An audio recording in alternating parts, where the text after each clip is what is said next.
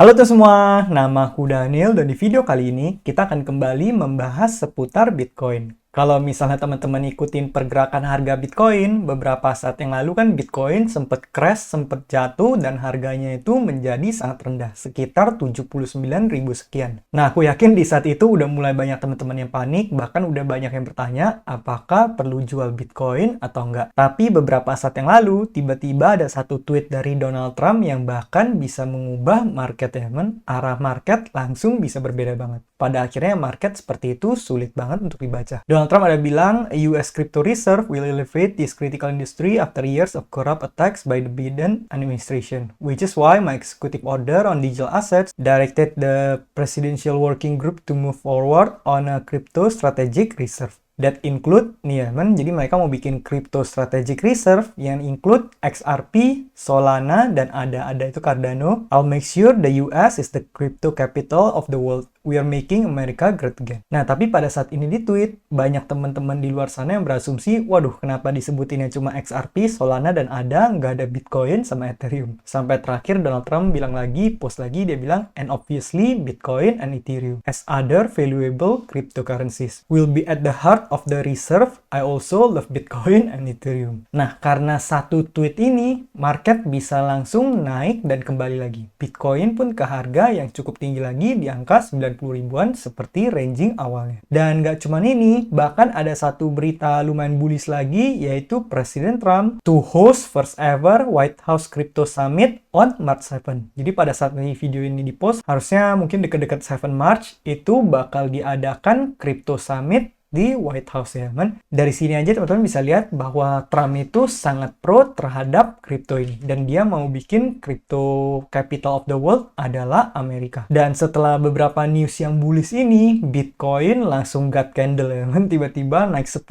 dalam sehari dan kenaikannya sangat ekstrim. Itulah kenapa aku sama sekali waktu itu nggak menjual posisiku, karena kalau misalnya aku ngejual posisiku, ya otomatis aku merealisasikan lossku. Dan apa yang terjadi kalau misalnya aku jualan pas 79.000, tiba-tiba beberapa saat kemudian harga Bitcoin naik lagi. Yang ada aku malah kehilangan potensi ya, men. Dan yang ada portofolioku size-nya semakin berkurang. Itulah kenapa aku rekomendasi ke teman-teman untuk jangan berusaha untuk timing the market, karena pada akhirnya market itu sulit tebak. Tapi kalau kita investasi jangka panjang di sini, kita investasi minimal 4 tahun, itu udah pasti di 4 tahun setelahnya, di cycle berikutnya, harga Bitcoin udah pasti lebih tinggi daripada harga saat ini. Pada akhirnya market itu emang nggak bisa dipredik. Jadi kalau misalnya di luar sana ada yang mengaku bisa memprediksi market, kalau menurut aku pribadi itu nggak akan bisa, mau sepintar apapun orang itu, pada akhirnya market nggak bisa diprediksi. Teman-teman bisa lihat tadi karena satu tweet aja, harganya bisa langsung berubah sangat signifikan. Nah, ini juga ada satu berita yang lumayan bullish, tapi kita nggak tahu ini bakal kejadian atau nggak. China Holding closed door meetings on a strategic Bitcoin reserve. Yang ngomong Trump advisor David Bailey. The pivot of the century. Nah, ini masalah jadi atau enggak kita masih belum tahu, tapi kalau menurut aku pribadi, sebenarnya ini masalah cuman cepat atau lambat aja ya. Karena seperti yang teman-teman ketahui, Amerika sama Cina kan saingan, pasti di antara mereka itu nggak ada yang mau di keduluan ya, men. Kalau misalnya mereka udah gerak duluan, otomatis yang gerak belakangan itu akan dirugikan, makanya ini benar-benar disebut dengan game teori. Nah, ini juga satu meme aja yang sering banget terjadi ke kita semua ya. Pada saat Bitcoin harga lagi tinggi-tingginya, harga lagi euforia. Nih, pada Januari 2025, banyakan orang pasti berpikiran, wah, aku bodoh banget, kenapa aku nggak beli Bitcoin pada saat harganya 80.000 sekian, atau pada saat harganya 70.000 sekian. Nah, kemudian kemarin, pada saat dikasih kesempatan, market lagi merah banget, kripto, terutama Bitcoin, sampai ke 80.000, bahkan kemarin titik terendahnya sampai 78.000, 79.000, orang-orang malah berpikiran, lol, I ain't buying that shit. Dan kalau misalnya teman-teman tanya, apakah aku pribadi membeli Bitcoin pada saat kemarin 79.000,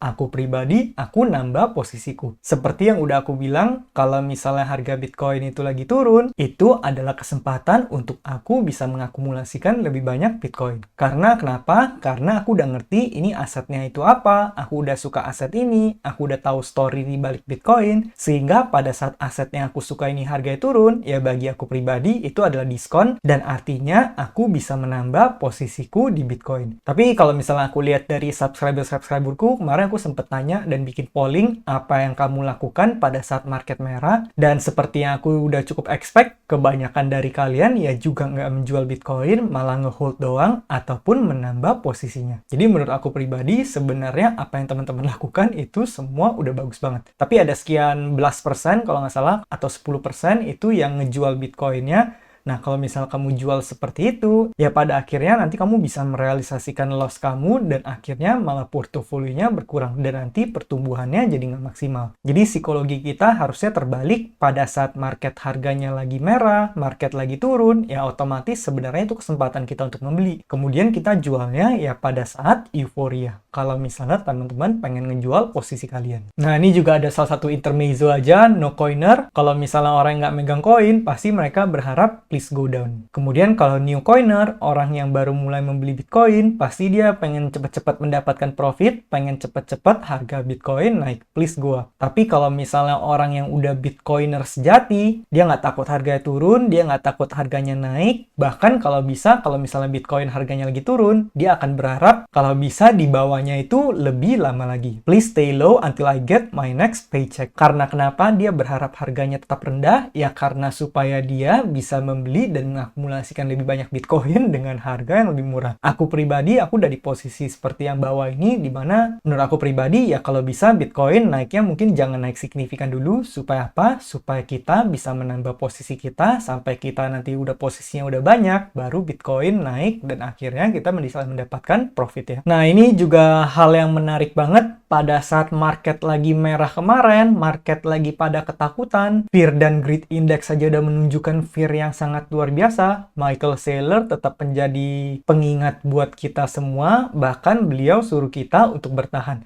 Sampai ada salah satu postnya yang menarik banget. Michael Saylor bilang ini di postnya, "Sell a kidney if you must, but keep the Bitcoin." Nah, dari situ aja kita udah tahu seberapa kuat conviction Michael Saylor. Michael Saylor udah bilang, kalau bisa kamu jual ginjal, tapi jangan pernah kamu jual Bitcoin kamu. Jadi sebesar itu conviction beliau terhadap Bitcoin. Dan yang seperti yang teman-teman ketahui, MicroStrategy ya sama sekali nggak menjual Bitcoin mereka. Malah yang ada mereka terus menambah dan membeli terus Bitcoin selama mereka masih bisa ya kan. Nanti company terbesar dunia, contohnya Apple, mereka punya sesuatu yang signifikan banget. We have the largest brand of consumer tech in the world. Kemudian Amazon, mereka membangun sesuatu yang luar biasa juga. We built the largest platform for e-commerce in history. Sedangkan Michael Saylor, yang dilakukan sangat berbeda dengan tech giant lainnya. Yang dilakukan apa? Yang dilakukan cuma kita membeli Bitcoin, we stack sats ya. Dan kalau misalnya nanti di masa depan MicroStrategy menjadi multi-trillion dollar company, ya aku pribadi juga nggak kaget. Seperti yang kamu bisa lihat, per hari ini video ini dibuat, yaitu pada 3 Maret 2025, itu Bitcoin mereka udah di angka hampir 500.000. Bayangin satu company bisa punya Bitcoin sebanyak itu. Dan itu bisa dibilang udah impossible untuk dikejar company lain. Dan di sini ini juga ada salah satu post yang menarik banget dari Emperor BTC. Everyone trying to make fun of Saylor is retarded. His portfolio size and time period is magnanimously different than yours. Last cycle, people made fun of him when he bought at 30k. He's not looking at the 1-hour chart and playing with 1k dollars. Stop concentrating on the well-being of a man whose rounding error can buy an island. His words and choices don't concern you. Nah, di sini dia berusaha untuk bilang bahwa sebenarnya kalau misalnya kita banyak komentar, pada akhirnya sebenarnya itu salah kita. Karena sebenarnya portfolio size-nya Michael Saylor itu udah berbeda banget dan time preference-nya beliau juga udah berbeda banget. Jadi berbeda dengan kita yang cuman beberapa ribu aja mungkin kita sangat pertimbangkan. Kalau dia kan udah bermainnya di liga yang berbeda. Pegangnya udah banyak banget Bitcoin. Nah, pada saat terakhir dia beli di harga 30.000, pada saat waktu itu Bitcoin lagi keras-kerasnya, semua orang nganggap dia bodoh ya men. Tapi sekarang pada saat Bitcoin menjadi mahal banget, jadi kelihatan bahwa sebenarnya beliau itu sangat jenius. Nah, makanya di sini dia juga bilang jangan pusingin Michael Saylor, bahkan Michael Saylor cuman berapa persen dari portofolionya aja udah bisa ngebeli pulau. Ya itu kan udah bener-bener liga yang berbeda dengan kita. Dan dia bisa mengakumulasikan sebanyak itu Bitcoin. Apakah dia orang yang bodoh? Ya menurut aku dia bukannya orang yang bodoh, tapi dia orang yang jenius banget. banget. Makanya yang bisa kita lakukan adalah kita mempelajari gimana caranya, dia investnya di mana aja, dan seperti yang kita ketahui, beliau hanya berinvestasinya di Bitcoin ya kan? Dan kita ikuti aja caranya. Nah, ini salah satu pengingat lagi buat teman-teman semuanya, apalagi buat teman-teman yang baru mampir di channel ini, mungkin teman-teman baru lihat beberapa video dari aku, tapi sebenarnya aku dulu juga udah pernah bilang ini, yaitu kita perlu ingat apa itu first rule of Bitcoin ya kan?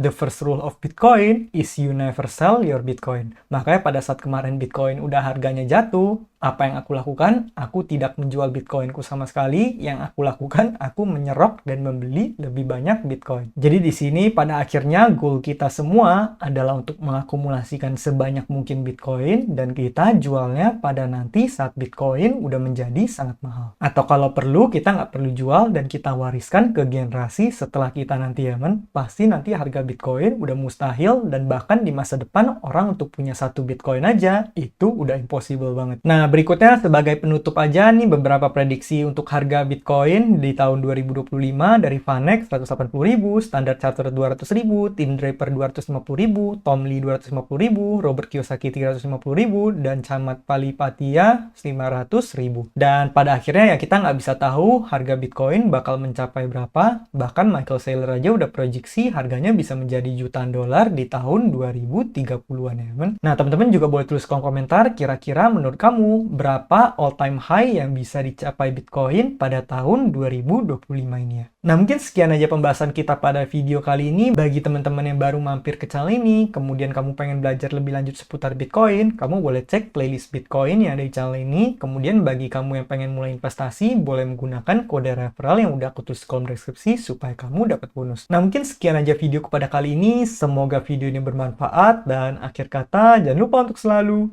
invest in yourself. Sampai jumpa di video berikutnya. Bye!